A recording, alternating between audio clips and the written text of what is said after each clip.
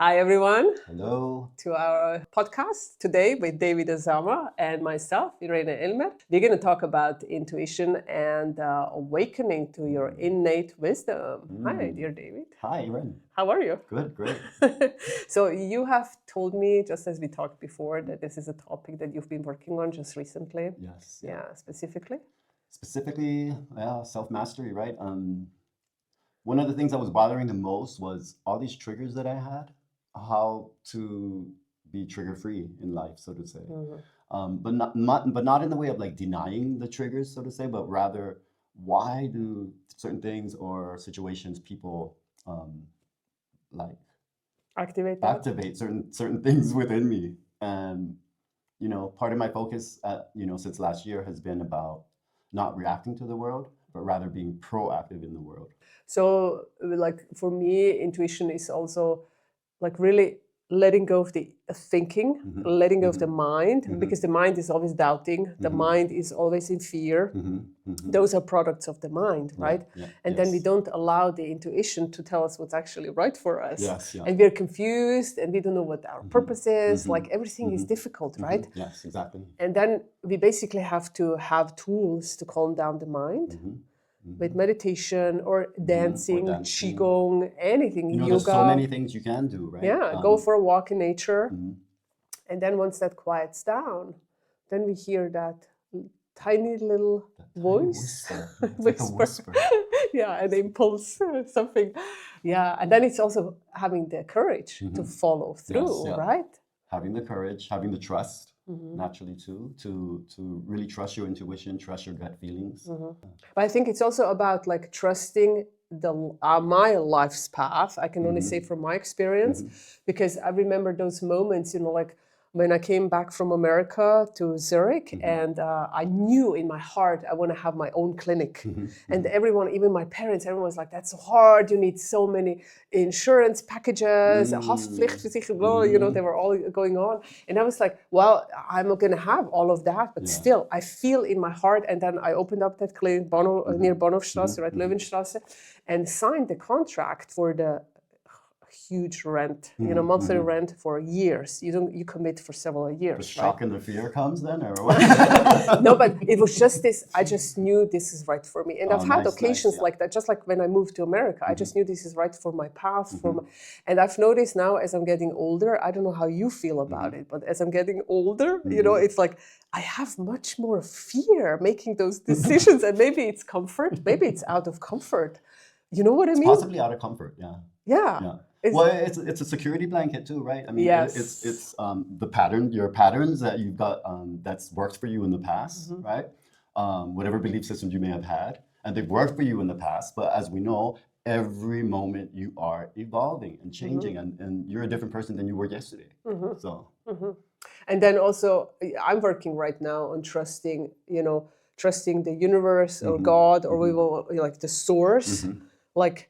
No matter what I'm going through right now, that it's perfect for me and my growth. And also the decisions that I make, like I know in my heart, trusting the source, that there is no wrong decision.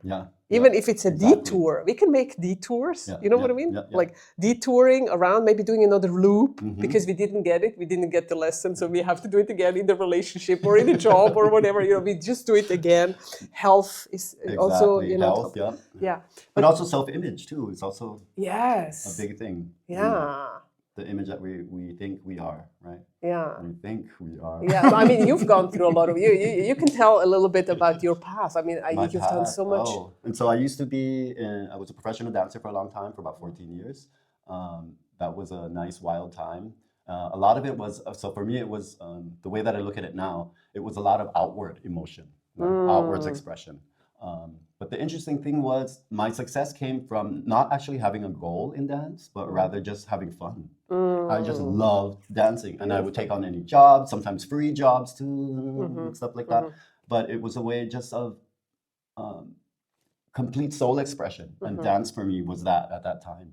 Later on, then I got into going inwards now, and so this was for me then yoga, meditation, Kundalini yoga, and also healing work, getting into Reiki and energy work and massage therapy. And for me, it was still massaging people, was still like a dance, so to say. But at the same time, it was going into the body and not going outwards like that, going in. And I was also having to go in myself too, in order to, I guess, feel what my clients were feeling. And now for yourself, like, how do you utilize all that knowledge? So for now, it's all about self-mastery. It's all like really completely self-mastery. Coming to the point of last year, basically, I came to the point where, we're not perfect. I fell into the loop again of kind of being a victim as I was massaging for so many years, and then I was starting to get back pain myself, and I wasn't listening to the advice that I would even give my clients. And I just kept going in the massage. And eventually I had to stop last year because of severe back pains. And it took me about a year to finally get over it. But finally it came like a realization. Stop being the victim and be proactive. Why am I reacting to life? Be proactive in life. And so then I thought, okay, good. I need a complete self-revolution again. And what would the self-revolution be? And so it was basically about combining everything that I've done with the dance, healing work, energy, aura work, and breathing, and combining that now into a program for flow and self-mastery, so to say, like living really in higher consciousness. Yeah, this is also my path. This is why we're doing the podcast together. I mean, it's really like I've also done so many things already, right? I had this successful clinic. I've lived the yoga studio, which was mine, and was teaching all over the place, so many classes. And after a little break, it was like, and now, and I think this is also part of the path, right? Reinventing yourself again and again, and then having that courage to start this new thing that you feel in your heart, that tiny little voice, telling you it's time to do this. Wake up. And then a door opens up, and then meditation teacher trainings came, and for the last 7 years, it was like meditation, meditation. And I've noticed now, it's really time for something like much larger, because so many people, clients and students have told me, well, you're not just meditation teacher. I also do energy work. I've had over 60, 70 Reiki students, and also with everything that I've done so far, it's like now it's coming together. Full circle. Yeah, systemic constellation, right? Just bringing it all together and then having your own kind of thing that you give to the world. And I think this is what a lot of you are looking for, like, because I believe every single one of us has like a purpose. We've come into this life with a purpose. And as long as we don't live it, we are tired, we have pains in the body, we have tensions, emotionally, we're not completely satisfied. It's on every level, and the thoughts are like going, what can I do? Like, I'm not fulfilled. Until we have that match, it's like a frequency. You feel it in your heart. Your soul is telling you what you came for, and then you have the courage to actually start that path, and then it's like a frequency match, explosion, right? It's like this motivational power that suddenly comes, right? But maybe it's also masculine and feminine energies coming together. I've been pondering about that lately a lot, where we actually, like Kundalini or like Ida Pingala, it's like that the constant dance. Well, we are always, I think, anyway, we always have the male-female divine properties within us, right? But are we practicing it? And so are we aware, are we conscious of what roles sometimes we have to be playing, in order to react with the world? Or not react, but in order to navigate through the world. Navigate. Yeah, very good. I know I've lived my masculine energy like to the extent of it was like overboard, because I'm a mountaineer, and I was always in the mountains with so many men, and I had to be so strong as a woman, like even when I had my period or no matter what. I just had to be tough. Don't show that I'm like the weak female, with 4 or 5 guys, like mountaineers, they're like tough. And how'd that work for you though? It was a great time, but it started to exhaust me. Honestly, it started to exhaust. At some point, I was like, you know what? I'm a female. If I don't feel like going up that mountain, I don't have to. Who says I have to? And then once I've realized that, it was like I started to relax. I started having female climbing partners. As a matter of fact, now my 2 main partners are female ladies. Since 5 years now, it's switched.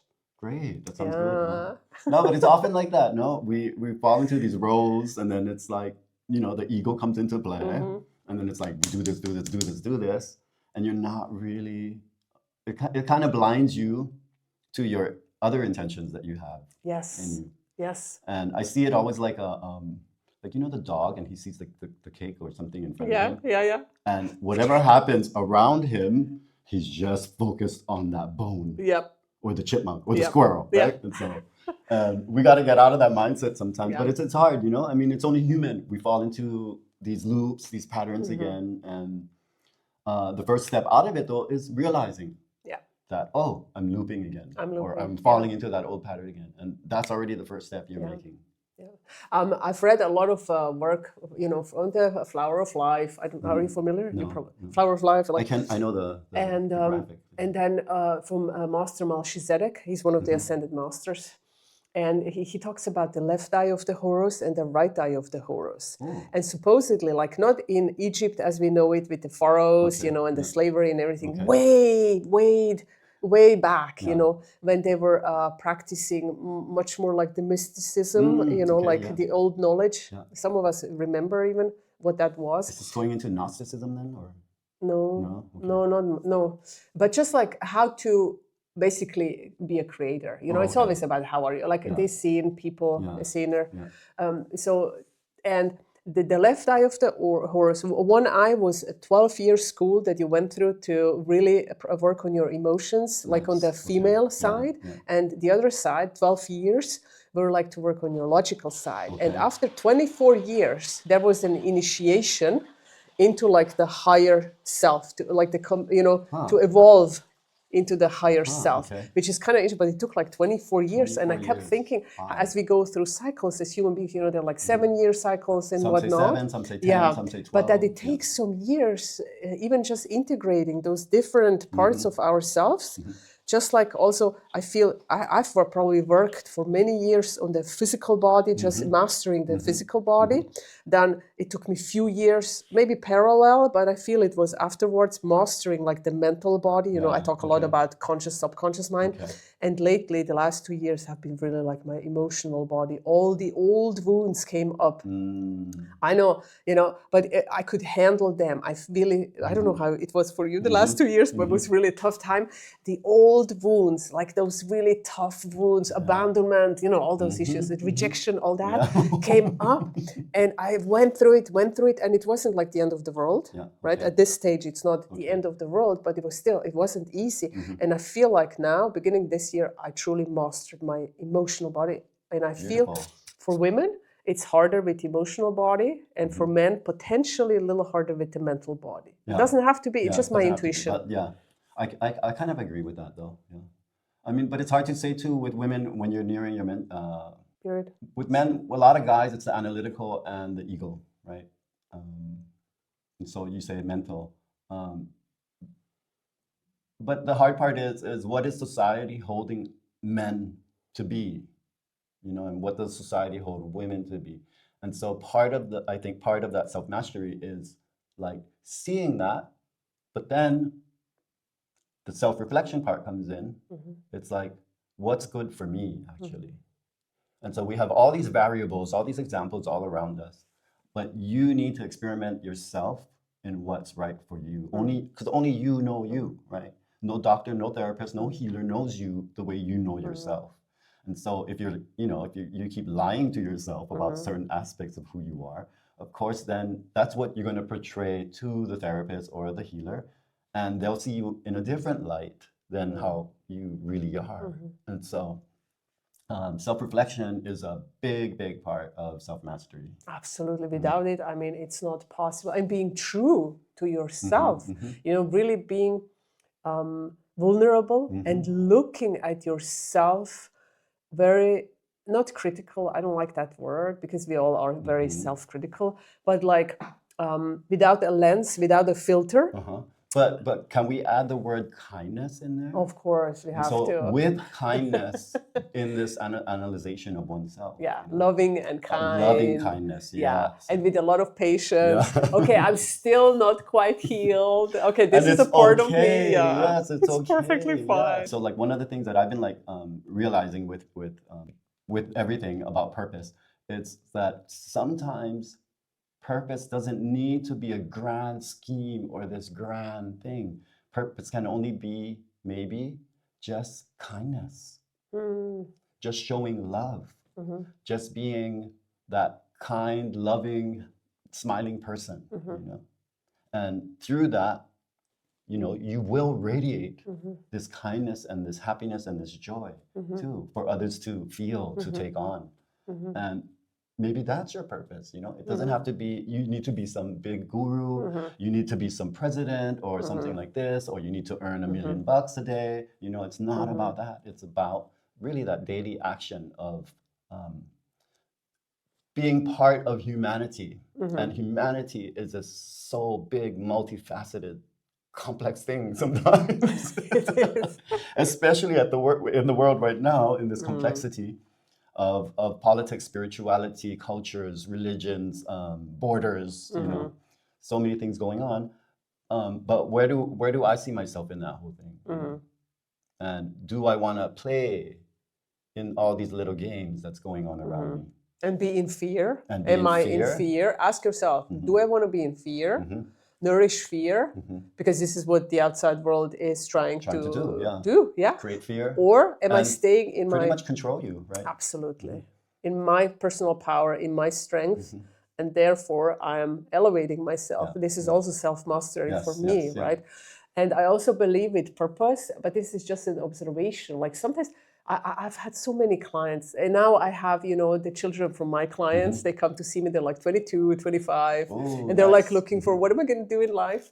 And I remember how it was for me, you know, and I keep thinking like, you know what, not everyone has to be a coach or a healer, just like you said, or president or something. I truly believe today, for some people, it's also just having a family. This is their purpose. That's your purpose, and be fine with it. You know, and for others, it's something in their career. And, you know, besides that aspect, being kind and loving, because sometimes people, this is what I've noticed, they are frustrated because of comparing, you know, just comparing and then thinking I'm not as good. And if you can drop that, the pressure drops. Completely. Yeah, and just wherever you are, whether you work at a bank, whether you're a mother, a stay-at-home mom, or you're a nanny, or who cares, you know, construction worker, you just bring the light that you feel inside of yourself, that you nourish within yourself, into that place, and people around you will be touched. And if you really think about it too, we need all of these people: construction workers, mothers, bakery person at the kiosk, you know, the guy working on the road, building the buildings, the CEO, the healer, you know, we need all of these people in order for us to really function as a society. Absolutely. And so, you know, you can have, I guess, some sort of pride in what you may think is a little thing that your purpose is, but don't really think that it's a little thing, because it's a part of the whole thing, and it is needed.